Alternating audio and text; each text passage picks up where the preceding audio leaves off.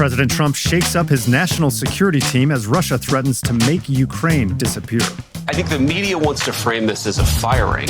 Donald Trump has fired a lot of people.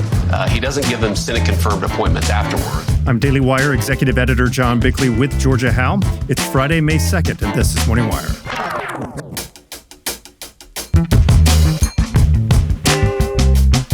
Senate Majority Leader John Thune, the most powerful member of the Senate, sits down with Morning Wire. I think that the president's agenda is the one the American people wants to see accomplished. And a new study suggests the abortion pill may be far more dangerous than the FDA has admitted. This is much different than the lie that women have been told that these drugs are safer than Tylenol. Thanks for waking up with Morning Wire. Stay tuned. We have the news you need to know. Did you know that Fast Growing Trees is the biggest online nursery in the U.S. with thousands of different plants and over 2 million happy customers? This spring, they have the best deals for your yard, up to half off on select plants and other deals. And listeners of our show get 15% off their first purchase when using code WIRE at checkout. That's an additional 15% off at fastgrowingtrees.com using code WIRE at checkout. That's fastgrowingtrees.com, code WIRE. Now's the perfect time to plant. Use code WIRE to save today. Offer is valid for a limited time. Terms and conditions may apply.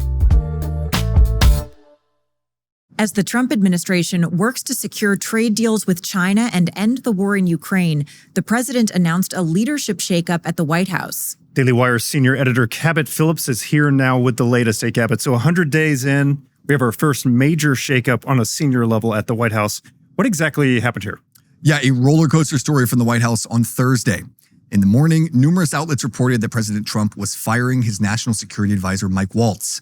But hours later, Trump threw a major curveball, announcing that Waltz would be leaving his role as NSA, but would be nominated to serve as ambassador to the United Nations. Writing on Truth Social, the president said, quote, "From his time in uniform on the battlefield, in Congress, and as my national security advisor, Mike Waltz has worked hard to put our nation's interests first. I know he'll do the same in his new role." Now, the president had initially tapped Congresswoman Elise Stefanik to serve as UN ambassador, but she withdrew, with the White House saying her efforts would be better served in the House, where Republicans hold a slim majority. So now Waltz stepping in. Yeah, Republicans certainly want to protect that majority in the House. Like you said, it's very slim. Now, exactly what happened with Waltz, do we know? Well, his nomination to UN ambassador certainly shocked a lot of people, but his removal as national security advisor did seem like it was a long time coming. Remember, Waltz was responsible for accidentally adding Atlantic editor-in-chief Jeffrey Goldberg to that now infamous Signal chat. Trump initially stood by him following that scandal, but from what we're hearing, after that story broke, the president started asking around with his team for their thoughts on Waltz. That's never a good sign in the White House. The pressure campaign to relieve him reportedly grew as some within the White House started to express concerns that his more hawkish views did not reflect the America First foreign policy, which widely tends to be more dovish. But the fact he's staying on as UN ambassador shows Donald Trump still views him as a valuable asset. It certainly does. Now, what comes next for the administration's foreign policy? Well, in the short term, Trump announced that Secretary of State Marco Rubio would be stepping in as national security advisor. As far as a long-term replacement, the most likely scenario is that Trump promotes someone from within.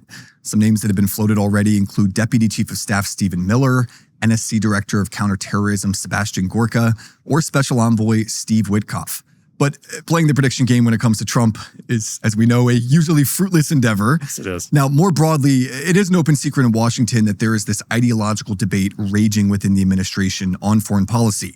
On one side are the more traditional, hawkish, Reagan-style Republicans. They want to take a more aggressive approach in places like the Middle East. And on the other are the more dovish non-interventionists. They want the U.S. to use soft power and largely stay out of foreign entanglements if at all possible. Whoever Trump ultimately picks for this position moving forward could tell us a lot about which of those ideologies is winning out in the administration. Now, this all comes as the U.S. has made significant progress on this Ukraine peace deal. What's the latest on that front? Yeah, big news there. The White House announced that after months of intense negotiations, they had reached an agreement on that long-awaited minerals deal. The agreement will create a new, quote, reconstruction investment fund, which will be managed 50-50 by the U.S. and Ukraine. So moving forward, that means half of all revenues from new oil, gas, and mineral projects in Ukraine will go into that fund. That'll help pay the U.S. back for the billions of dollars we've sent to help their war effort. Here's Treasury Secretary Scott Bessent announcing the deal. Today's agreement signals clearly to Russian leadership that the Trump administration is committed to a peace process centered on a free, sovereign, and prosperous Ukraine over the long term. Now, from a strategic standpoint, Zelensky likes this deal because it gives the U.S. extra incentive to protect Ukraine from future Russian aggression, because now we have more economic interest there. And Trump likes it because America will now have first dibs on Ukraine's rare earth minerals at a time when he's looking to reduce our reliance on China, which, as we know, controls 90% of the world's rare earth mineral Right, market. absolutely crucial we diversify on those particular imports. Cabot, thanks so much for reporting. Absolutely.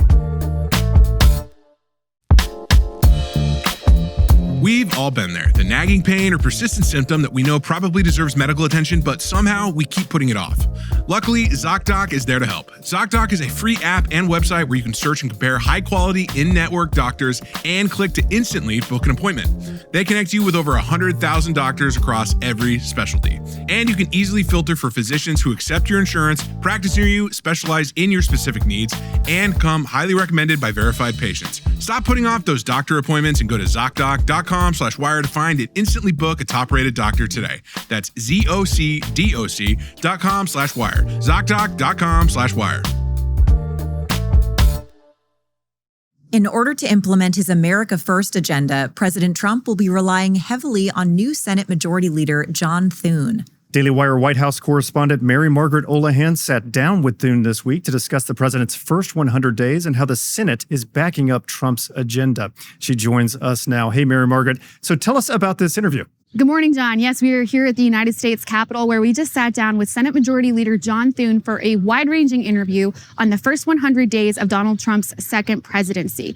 We talked about a variety of issues, including how the Senate Majority Leader wants to help Trump implement his agenda. Take a look at this. I think getting his team in place, helping move quickly. We confirmed his cabinet at the fastest rate in 20 years. We kept the Senate in session for 10 consecutive weeks for the first time in 15 years. And we hit 200 votes in the Senate for the first time at this point going back to the Reagan administration. But then we've got to start delivering on the legislative agenda. And that's where you get into energy independence. It's where you get into rebuilding the military, securing the border, providing tax relief for the American people, and reducing spending and getting our country on a more sustainable fiscal path. Those are the things that the president campaigned on and we need to deliver on for the American people. Thune talked about his different leadership styles and how he sought to help the president implement his agenda. Here's a little bit more on that. I think the president has brought a brand new style of leadership that actually focuses on fixing problems that our country has, which is a refreshing relief after the last 4 years of the Biden administration. And you can start, obviously, with the Biden border policy and how the open border policy of the previous administration, it created so many problems for our country. And so when Trump came in, he immediately took leadership on that issue, and you've seen a dramatic, and I say dramatic, a hugely consequential drop in the number of people coming across the border illegally. So I think it's been an incredibly successful, eventful, and consequential first 100 days. And I'm looking forward to what's ahead. I think that the president's agenda is the one the American people wants to see accomplished. They want us to be good partners with him. And I think in the end, if we can succeed on the things the president campaigned on and the American people voted for, they're going to want to continue to see Republicans in majorities in the House and the Senate, and a Republican in the White House. We also touched on this point. He shared a little bit with us about what he's looking to do in the next 100 days and how he plans to help the president. So I think the president's agenda on national security is important. There wasn't a single year in the Biden administration where their commitment to the military kept up even with the rate of inflation. So we've fallen behind in a lot of areas. And President Trump recognizes that we live in a dangerous world, and we've got to be able to defend America and American interests. And so that's a priority. And the border security, I would argue, is right up there with that, because that's also, in my view, a national security issue. And then I think on the economy, it's getting rid of burdensome Biden regulations, extending the 2017 Trump tax cuts, and then creating an energy policy that makes America energy dominant. I think those are all issues that feed into a strong economy that creates better paying jobs and makes the lives of Americans more prosperous. Well, a lot of goals there, but also a very narrow majority to navigate for the leader. Mary Margaret, thanks so much for joining us. Thanks for having me. Look for Mary Margaret's entire interview with the Senate Majority Leader this weekend on Morning Wire.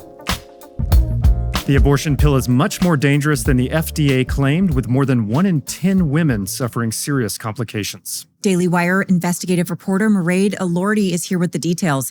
So Mairead, tell us about this study. Hi, Georgia. So this is some really striking data. In 2023, about 11.2% of a total of more than 150,000 women experienced a serious adverse event after taking the mifepristone abortion pill. This is according to new research commissioned by the Foundation for the Restoration of America.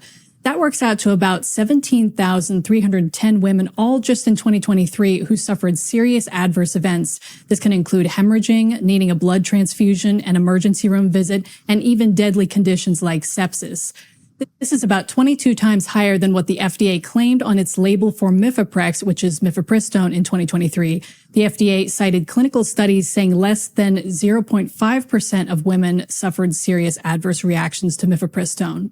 Morning Wire spoke to Doug Truax, founder of the Foundation for the Restoration of America, which commissioned this study. If you had any other drug that was kind of like similar in terms of like the magnitude of what this thing does, anywhere north of 2%, they'd shut it down. And so this has been, it looks to me, highly politicized data, just like all the other data at times the left puts out in terms of whether it's climate or crime, COVID, anything else. They have their political ideology, and they've just been pushing this pill out there, loosening the restrictions, and especially after Dobbs came in and Roe went out, they just hell bent on just increasing the amount of abortions. Now, where did the data come from and how did they calculate it? The research analyzed data from insurance claims for government insurers like Medicare and Medicaid between 2017 and 2023. So the data set only captures official complaints where treatment was sought. So if anything, it's an undercount. By the way, medication abortion is a 2-pill regimen. Mifepristone is usually followed by misoprostol to expel all of the fetal tissue, which can cause life-threatening complications. We spoke to Dr. Christina Francis, a board-certified OBGYN who has been in practice for 2 decades. She said women aren't being properly monitored by their doctor when they take these pills. The way that these pills are being dispensed now, many of them are being dispensed online where there's no relationship between the doctor and the patient who's taking them. And so women then are just abandoned to their local emergency room when they experience complications. Now, how much medical oversight is there currently for this drug? You've reported before that the guidelines were recently loosened. That's right. So mifepristone was originally approved by the FDA in 2000. For many years, women had to see a doctor in person to obtain the abortion pill. But a few months before Roe versus Wade was overturned in 2022, the FDA scrapped that requirement. So now women can get it through the mail. This came as abortion advocates argued that the abortion pill should be more available to order online because some Republican-led states were looking to ban abortion. Francis, the pro-life OBGYN, said she visited her hospital's emergency room when one woman came in with severe complications from the drug.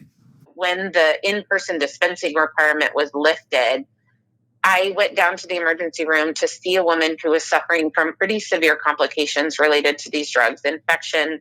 She needed a blood transfusion. She needed surgery. And one of the ER doctors pulled me aside and said, what has changed? Because we're seeing so many more women come in with these complications. Over the 7 years this study looked at, the number of chemical abortions jumped dramatically from less than 100,000 to over 150,000 a year. The abortion pill is also likely the main factor driving up the country's total number of abortions in recent years, even with states passing pro-life laws. Medication abortions made up 63% of all abortions in 2023, up from 31% in 2014. That's according to the pro-abortion Guttmacher Institute. Now, could data like this make the FDA reconsider those guidelines for mifepristone? Well, the new head of the FDA, Marty Makary, recently left the door open on restricting the abortion pill if new data about it came to light, although he said they don't currently have any plans to do that. So I believe as a scientist, you got to evolve as the data comes in. And there, as you may know, there is an ongoing set of data that is coming into FDA on mifepristone. So if the data suggests something or tells us that there's a real signal, then we can't promise we're not going to act on that data that we have not yet seen. Well, at the very least, informed consent is going to be important here. Mairead, thanks for reporting. Thanks, Georgia. Thanks for waking up with us. We'll be back tomorrow morning with more news you need to know.